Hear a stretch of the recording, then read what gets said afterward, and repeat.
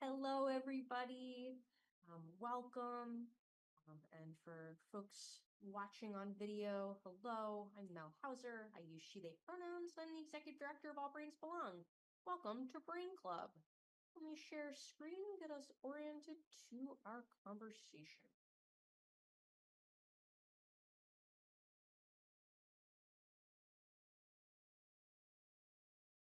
So tonight is last week of the month, so it is time for Brain Club Book Chat. So today our chat will center on Tomatoes and Peppers, a metaphorical tale for anyone who cares about kids, by All Brains Belong community member Matt Mulligan. Before we get started, closed captioning is enabled. You just have to toggle it on if you'd like to use it. Depending on your version of Zoom, you might see the live transcript closed captioning icon. If not, look for the more ... and choose show subtitles, or you can choose hide subtitles if you want to turn them off. If you are new, welcome. If you're returning, welcome back. So Brain Club is our weekly education program for purposes of demonstrating All Brains Belong's approach to neuro-inclusive culture, for purposes of shifting broader community awareness about some of the issues that are of concern and importance to the neurodivergent community, and hopefully promote new ways of thinking and being, and that we then carry this forth into the rest of our lives, and that's how culture change happens.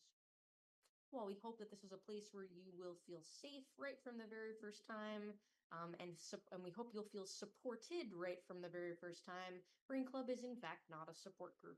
It's not a place for mental health or medical advice. It's not the right place to make personal requests or address personalized needs. It's also not a neurodivergent affinity space. Everyone is welcome to come and to learn and observe what a neuro-inclusive space looks like, and maybe think about how what you're learning connects to your life. There is no one right way to participate here at Brain Club. You can have your video on or off. Even if it's on, we don't expect anything of you. We certainly do not need you to sit still and look at the camera, so feel free to walk or move, or fidget, or stim, or eat, take breaks, or anything else that needs doing. We'll have a portion of tonight's Brain Club where we'll have open discussion, and you're welcome to use mouth words or the chat, or not at all, because observation is always a valid form of participation at our programs. And in addition to affirming all aspects of identity, one of the ways that we make this be a safe experience for everyone is that we really prioritize the group's collective needs over that of any one individual. Lizzie has put the full community agreement in the chat.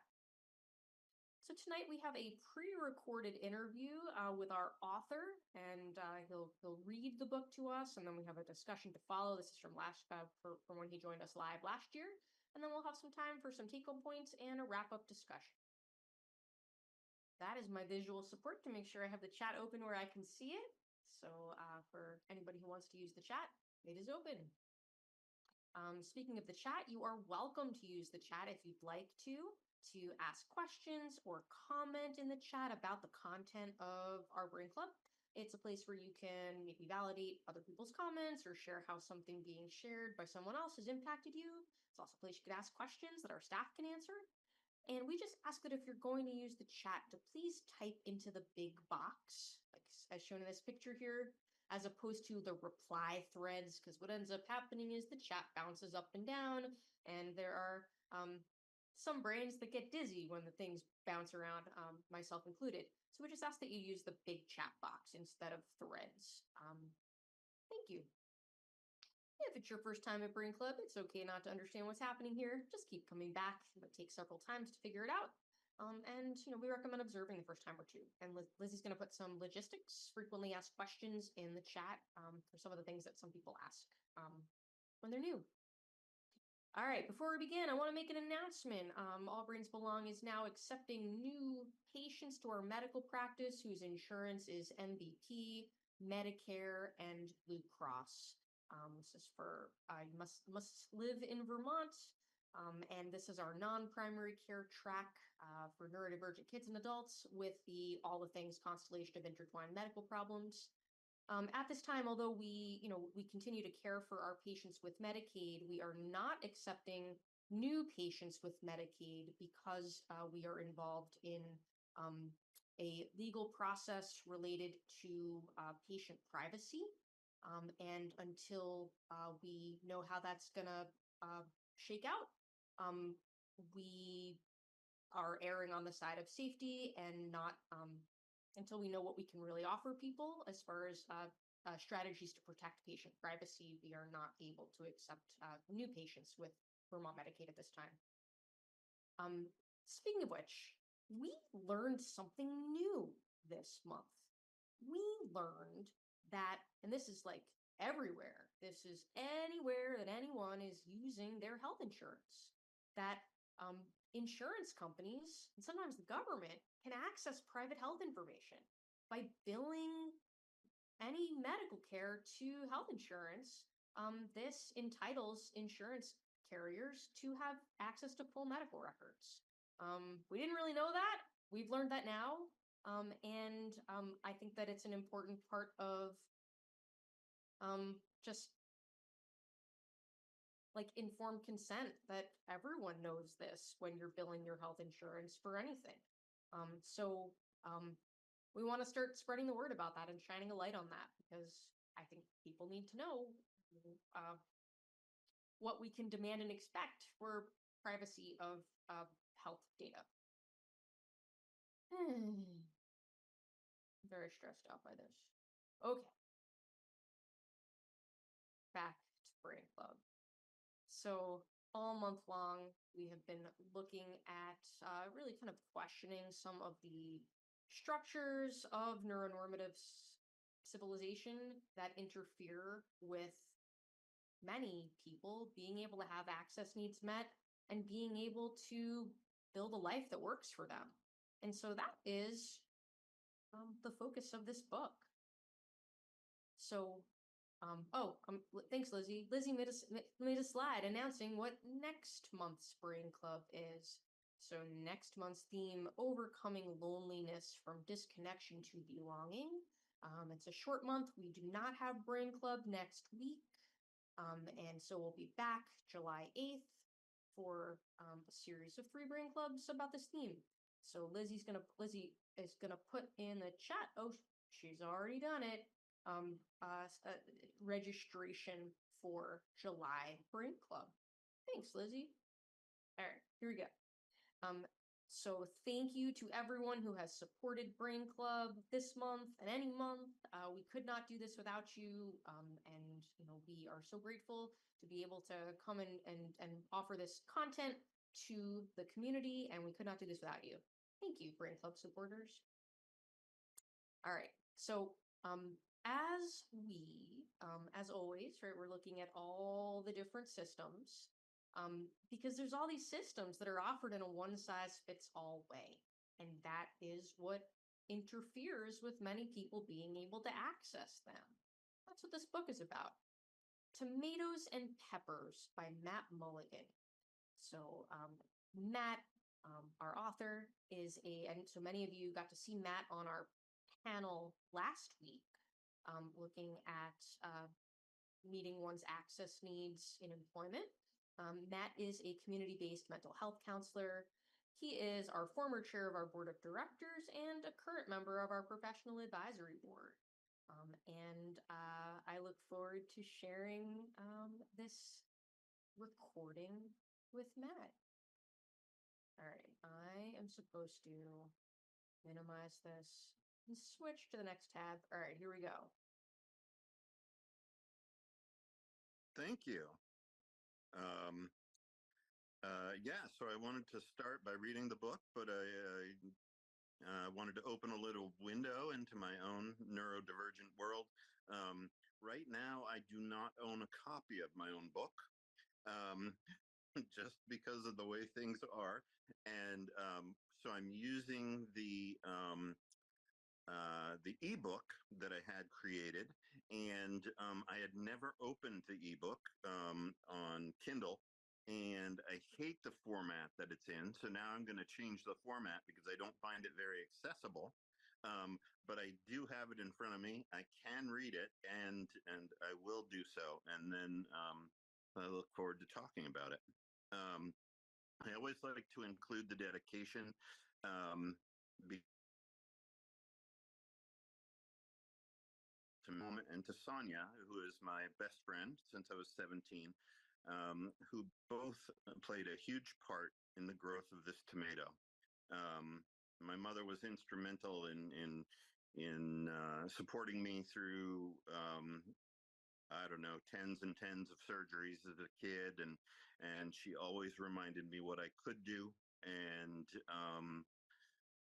so I owe a lot to her, and I like to point that out. And Sonia, um, this book would not exist without her excellent project management skills, because the sequences are one of my struggles, and sequences that are complex or seemingly unrelated are even greater. And so, yes, this book would not exist without her. So, um, let me just read. So, spring has arrived, and it's time to plant your garden. You go to the nursery and you pick out two seedlings, a tomato plant and a pepper plant. You plant them in good soil in a spot that will get lots of sun. You keep a watering can nearby in case they need extra water. You find a trowel to dig up any weeds that may pop up along the way. Then your work is done. Then you remember that you need a cage for the tomato plant. Even though it's a seedling, you can place the cage now to give it the extra support it needs as it grows. Pepper plants don't need the extra support. Their limbs are stronger and their fruit is lighter. You might need to stake it, then it will do fine. Tomato plants, however, have skinnier limbs and heavier fruit, and so, without the right support, the tomatoes will bend or even break the plant. They might grow in the dirt and spoil. We provide different supports for each plant without a second thought. Do we blame the tomato plant because it needs extra support to produce good fruit? Nope. Do we question the character of the tomato plant because it needs more support as it grows? Nope. Do we believe that there is something wrong with the tomato plant because it struggles to carry its heavier load? Nope. Do we believe that there's something wrong with the tomato because it weighs the plant down? Nope. We don't criticize the tomato plant for not being able to carry the load, and we don't criticize the tomato for being too heavy. We simply anticipate the need based on what we know about the tomato and the plant, and understand that if they end up in the dirt, we are to blame. We do not label it as different in some way. We do not blame the seed it grew from. We don't blame the ground in which the seed grew. We simply give it the support it needs. On the counter in the kitchen, you see a pepper and tomato. You don't think twice about how they got there fully grown. Their seedlings have the same potential with differing outcomes and different needs for support. Our communities are filled with seedlings that become tomatoes and peppers. Why can't we care for our children the way we care for these plants? Why can't we see our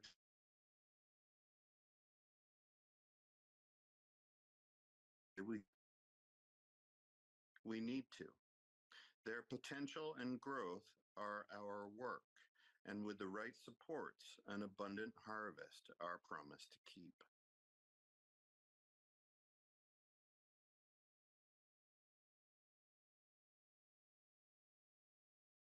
And I love this book more and more every time I read it or hear it. Thank you. And there's lots of love for you in the chat. I'm curious, can you Oh, thank you. follow up? Yeah, it's a lot of I love this, I love this, I love this. Which I love this too.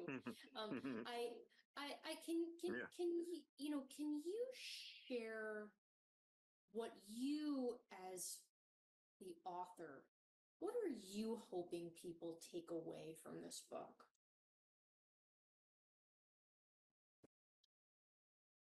Um, I think there's an essential question in in the world we live in, and it is directed toward people, and so much of the question goes to the idea of how do we fix that? And I would like to see the essential question changed from how do we fix it to how can we help?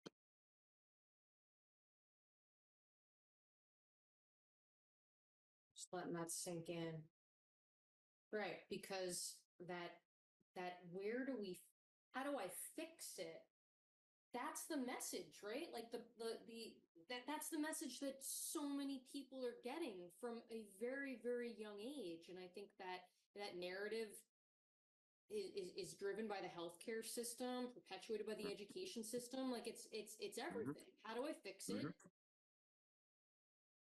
Yeah, I mean, because reimbursement in education and in medicine, it's all based on how to fix perceived deficits, Yeah. and Yeah. difference is not a deficit. Um, I never knew. I use my left hand to write, and I play sports very badly with my right hand.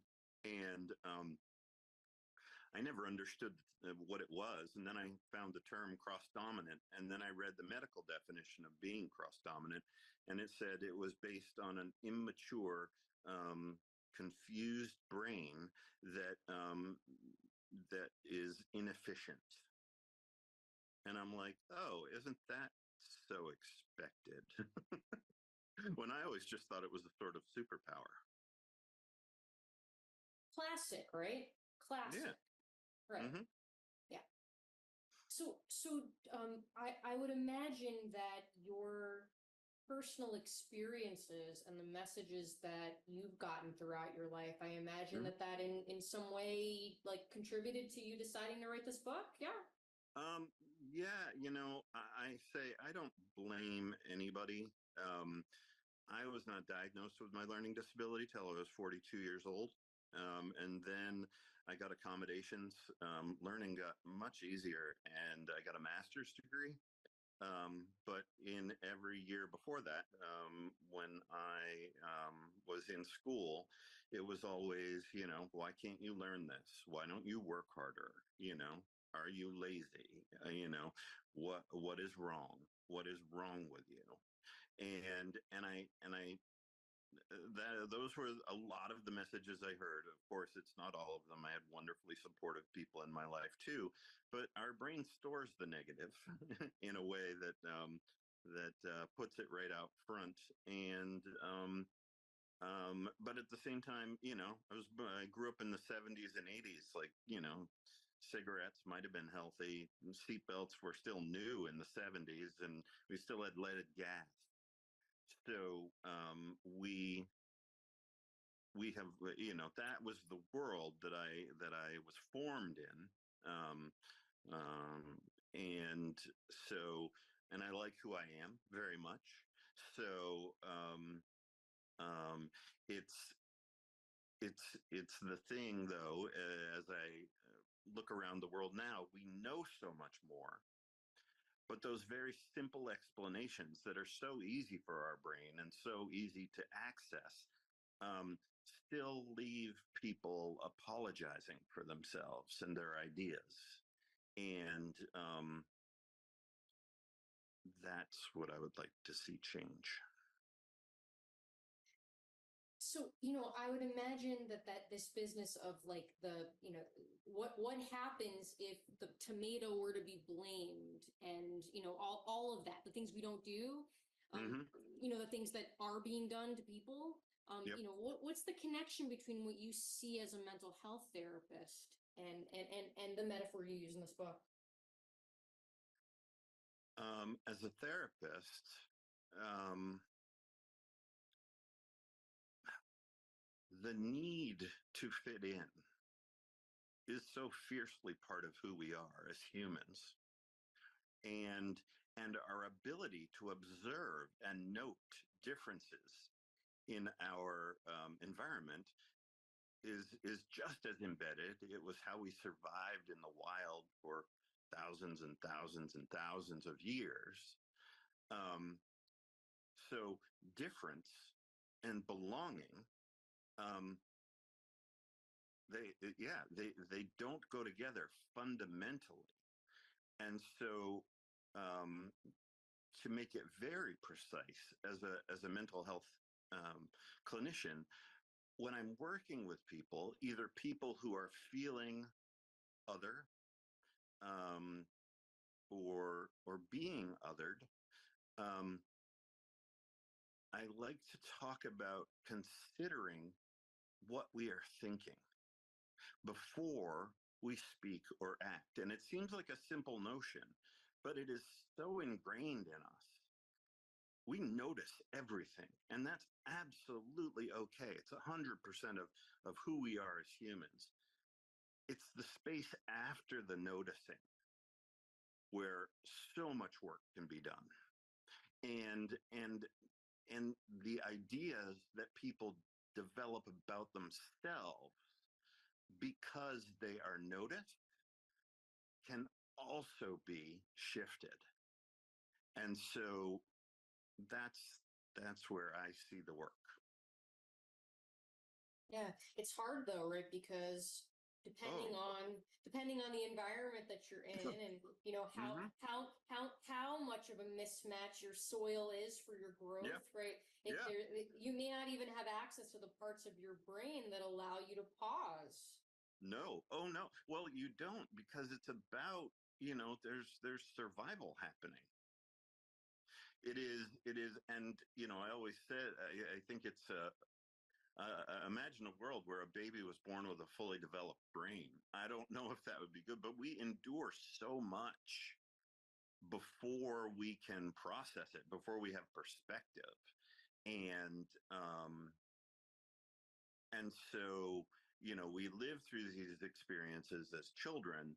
We adapt to make it through, and then those childhood adaptations that worked brilliantly, um, the cruel trick is they suddenly stop working. And then we are living as adults where we are never to blame for what happens to us when we were children. We eventually need to take responsibility for it. Hard, right? Because if you got blamed for being a tomato, Mm-hmm. you that's going to impact someone's sense of agency, of you know Yes. any degree Yes. of And then everything. you have the systems in the world that are normative and fixed, and continue to just roll on like everybody's a pepper. And then you have the people that have learned to be small and apologize for themselves to make it through. And so, what I have learned, what All Brains Belong has taught me, um, I always said, oh, it's not a disability, it's just a difference. And now, um, I won't stop talking about my disability. I know that my disability is part of me. And I know that when I lean in to my disability, it's where the ground is most solid under my feet. Um, that is the switch that was flipped. What it's the main thing that All Brains Belong has done for me. I see my life through a whole new lens.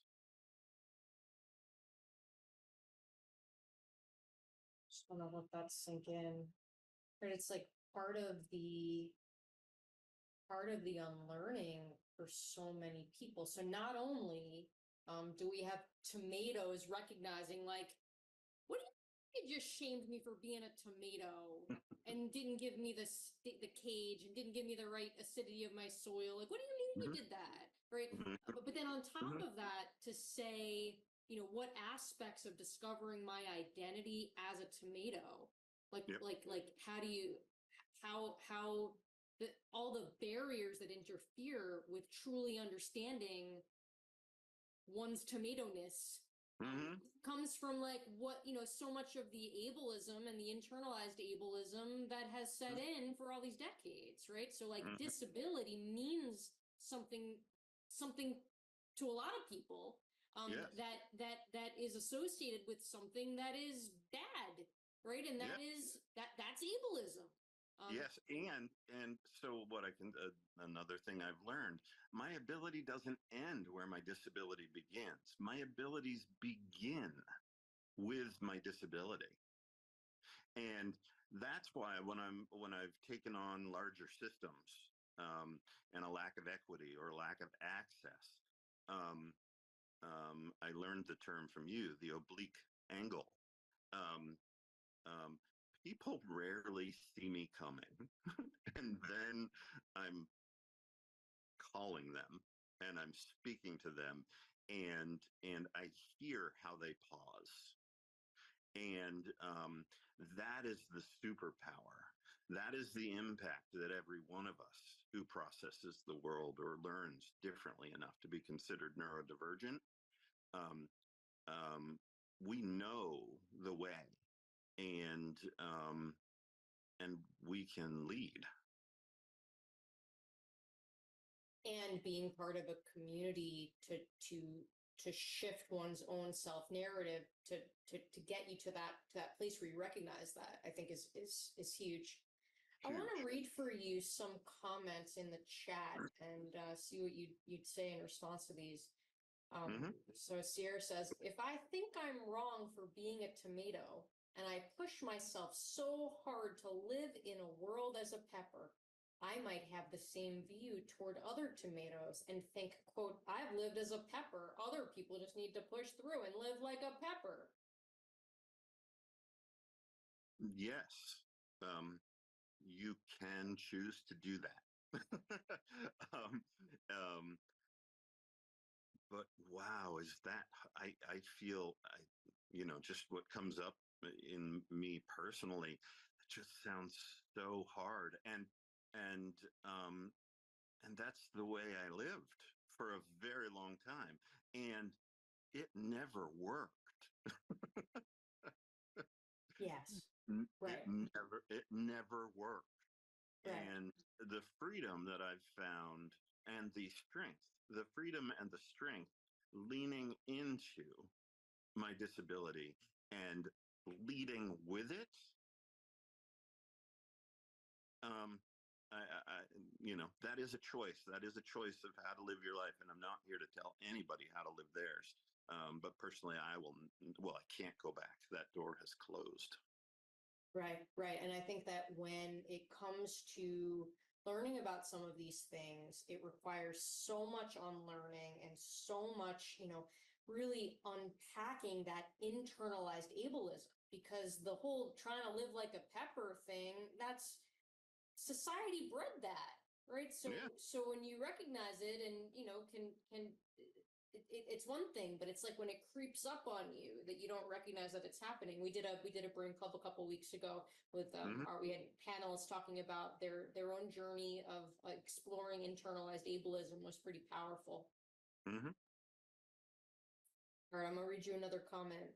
So Sure. Molly says, I work in the schools. We're constantly writing and talking about quote accommodations. It would be just wonderful if everyone could just get what they need when they need it without having to do something different. If it were just built into the environment naturally, it would be fantastic.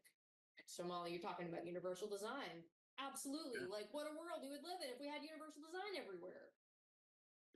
If universal design existed everywhere and was commonplace and was something, most importantly, that we were very used to, again, you know, um, the question would simply be, what do you need? For someone who is old enough to answer the question. I always say when anyone is working with a child and the child can't explain and the adults can't understand, then it's time to get a third set of eyes. Before I knew I was autistic and I was an allegedly, I didn't know anything about my brain at all, but like, so I'm Yeah. a parent of a then 3-year-old, multiply neurodivergent child and a non-speaking child at that. Mm. And, the thing that was the most helpful thing for me was, well, they did two things at the same time. One is I spent a lot of time reading blogs and watching vlogs and reading books of autistic Mm-hmm. creators. And I got an autistic family therapist. Mm. And Mm-hmm. that combination of things to help me understand a lens to understand my child's behavior. And then Mm-hmm. like everything I learned, I'm like, oh yeah, that makes sense. I didn't realize it's because Yeah. my brain works very similar to my child. It like took Mm-hmm. later, I think to Sierra's point in the chat, when many of us are in burnout, many of us realize we're tomatoes once we lose the ability to live as peppers. That was certainly my experience. That is so well said. Yes. Uh-huh. Yeah. Yeah. So yes, I absolutely agree. It's like just And the lens of and understanding. yes, the lens of understanding. And I love that story so much, that you just shared, Mel, because it is it is we are mm, any diagnosis, we our personhood, our self is something that is completely separate from, and and we can see ourselves as ourselves and then understand that there are things that are in relation with us, but that, you know, um, when I can't remember which key to use at which door, I'm just like, oh yeah, that's because of the way my brain works. It's not something bad about me. It's just what my brain does. It just is. And It I just think that's is. and so when you said before that leaning into your identity as it relates to your disability is where the solid ground is, right? It just Yeah. is. It just is that I need to label my keys. Yes. It just is, right? Yeah. Yeah. I mean, it's bedrock. It is, I'm getting chills, just talking about it because, Wendell Berry wrote my favorite poem ever. And I'm gonna, it's really quick too. It says, the world cannot be discovered by a journey of miles, no matter how many. It's a journey of 1 inch, arduous, humbling, and joyful, where I arrive at the ground at my feet and learn to be home. And and that's it. I mean, I don't want to boil my entire profession down to, one poem, but it's what we're all looking for, the ground under our feet. And I found it. I found it by embracing everything that I am, everything that I always have been. And I just threw away the part where I felt bad about it.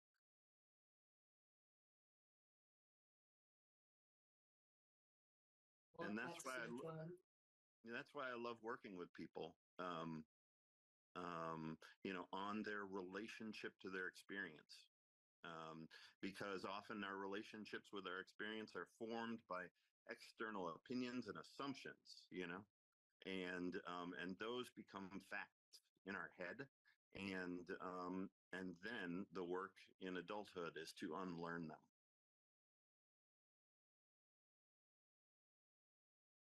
Oh yeah. Yeah. And Sierra just responded to that. I just threw away the part that felt bad about it. Yep. So there's a comment in the chat. So this is obviously when we think about the quote tomato identity, this is like Yep. this is any difference, right, that is pathologized. Yes. Laura's talking about how in the setting of autism, that Hmm. often there's, conflict around when there's anyone who's like trying to, own the tomato identity and withholding that identity from others, that can bring about self-doubt, almost like Hmm. imposter syndrome, about who is allowed to own a disability identity, is what Laura's talking about. Yeah, Hmm. what do you think about the disability identity and the experience of people feeling like they don't get to claim it? I hear that a lot from a lot of people. Well, isn't that the normative world at work? Isn't that the story they want us to believe? Um, you know, I have a learning disability. It has no label. And so I don't even have I don't know when I'm talking to the world about it. I have a learning disability that's, based on 19 neurosurgeries, being born at 28 weeks, and meningitis after I was born probably had something to do with it too. And um, it is not easy to explain. I don't have an acronym. I don't have anything. I just have to say, like, I'm terrible at puzzles and anything that resembles a puzzle, or Latin with all those little endings on the words.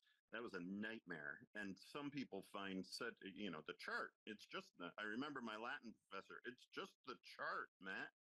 And I was like, oh my, yeah, no. And sequences are hard. And if my errands on a Saturday are too divergent from each other, oh, I have to make a list, because I can't go buy ice cream and a screwdriver,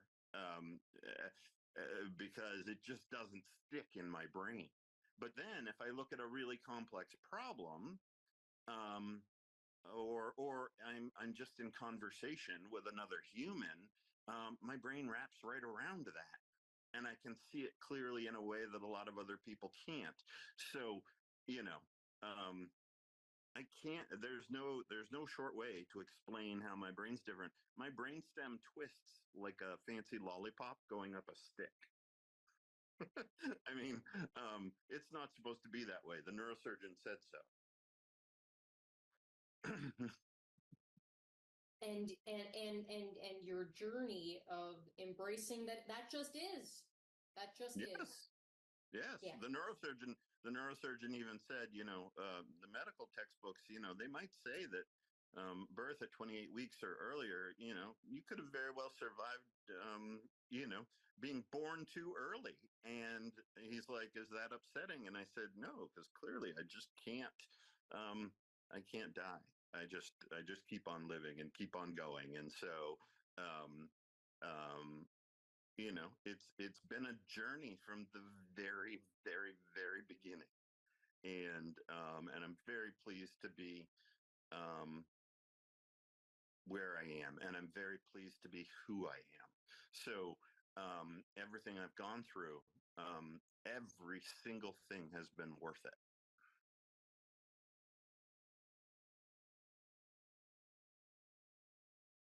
Thank you for sharing that. Hmm. That's really something. Hmm. Hey, so we've got a question in the chat. Sure. Can you tell us how you came to choose to write the book in analogies regarding the tomato and pepper? I was driving to my internship. I was almost to White River, and I don't know why, but my brain just churns away at things. And all of a sudden, I'm like, "Oh, a tomato and a pepper." And I was like, "Oh." And I arrived at my internship, and I sat down with a pad of paper, and I wrote the story. Now, what I understand, I didn't choose to write the story in any way. There wasn't any preconceived notion. The story just came out of me. What I see as the real value in the story and the way that it is written is that, I think people have said to me that they learn something new before they realize they've learned something. And so sometimes people get angry after they read the book. Sometimes people feel um, insulted. Um, Sometimes, well, people feel great joy or relief. There's a spectrum of emotions that people experience after they read the book. But regardless of what they feel after they've read the book, they've already learned the message. Oh, that's so interesting. Mm-hmm. Yeah, right. So people can react in a wide variety of ways, but Mm-hmm. internalizing the message is what's most important. Yeah, well, and yes, and that's I think what happens automatically. And I remember I had a woman. She asked me, she's like, "So what exactly do you mean? You know, if the tomato ends up in the dirt, we're to blame?" And I said, "Well, I mean exactly that because they're children, and they depend on adults to scaffold their experience in a way that makes makes the step from what they know to what they're about to know easier." So is that new information, you think, to some adults that Yes. you interface with? Yeah, like new information, like I, as the adult, as a helping professional, my job is to scaffold the children. That's like Yeah. new information to people. Hmm. Yeah. Yeah. Well, and I think in the wake of the pandemic and its impact on public education, and you know, I see that question. What do you need? Um, I was actually thinking about that today, and how I think the question now, not only does it apply to students, what do you need, but teachers, what do you need? How are you? I might be biased, but how are you exploring your relationship to this whole new experience in your work and in your role? Because it's not instructional anymore. I mean, it is, but it's not just instruction. It is, it's like any public entity now, the public library here in Barrie. I know I've heard people talk about it. Public school, any public institution, um, mental health and awareness of its impact. Um, the pandemic brought that right to the surface, and so um, you know that idea that I talk about, asking somebody what's your relationship with their experience. Um, Sometimes people don't know there is one, and there is. So, so I like to think, because I know some brilliant educators. I've watched teaching, instruction is an art form. It's a beautiful thing to watch. Um, but I worry about the pressures on the system and its impact on everybody. Oh, like the systemic factors that make it so that the story of the pink pen Mm-hmm. happened. You know the story of the pink pen, don't you? I don't. Oh, it sounds like a great time to tell it at Brain Club. Yes. So, once upon a time, I was attending one of my community members' um, school meetings Mm-hmm. where one of the professionals present, and again, system, right? No one, Mm-hmm. I think if I'm gonna tell this story, it's with the premise that this Yeah. is not any fault of an individual. It's the No. system that Yep. just like in healthcare, where Mm-hmm. clinicians don't have their access needs. I think Yep. educators have the hardest job in the world. I can't imagine what it's like to spend all day in an Mm-hmm. environment where they are thwarted. Mm-hmm. And the feedback that my patient was given was that um, they are inflexible because they insist on using pink pen, Hmm. and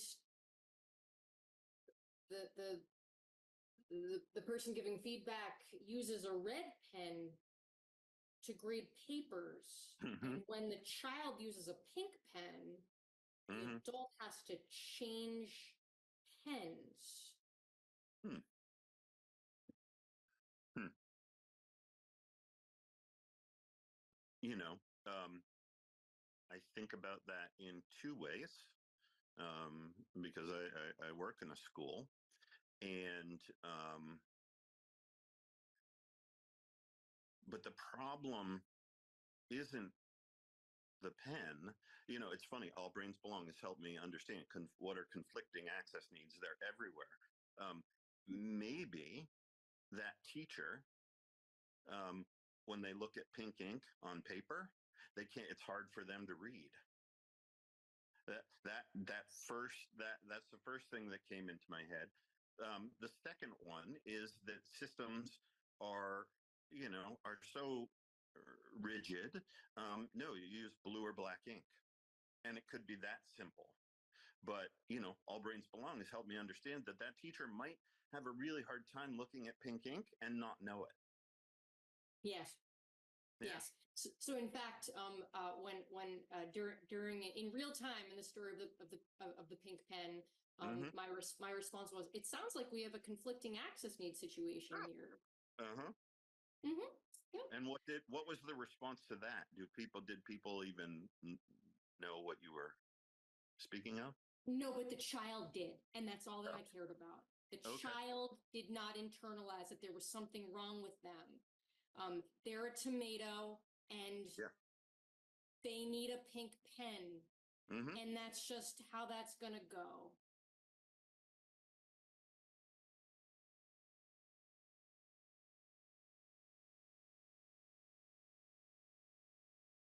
We always like to tell the story of the pink pen because it's emblematic of what goes on in normative systems. So thank you, everyone. Thanks for being part of this conversation.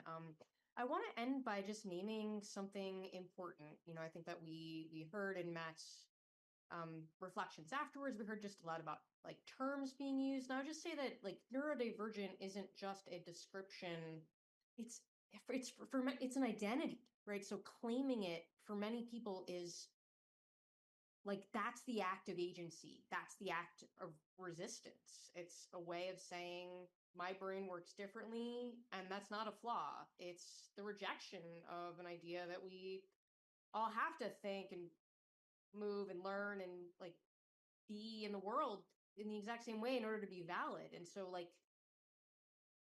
it's about refusing to pathologize our existence in a world that tells us that we're too much, we're too slow, too fast, too sensitive, too loud, too quiet, too like all the things, right? So just for many people saying I'm neurodivergent is resistance to that. It's saying I deserve to be here, I deserve access, I deserve to be understood or to exist on my own terms.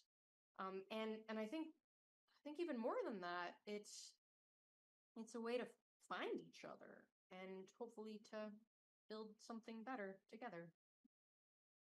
So thank you, everyone. Again, no Brain Club next week. We'll be back in 2 weeks on July 8th, where we will start unpacking loneliness. And we'll be hearing from a panel of our community members reflecting on the relationship between loneliness and health. Thanks, everyone. Bye.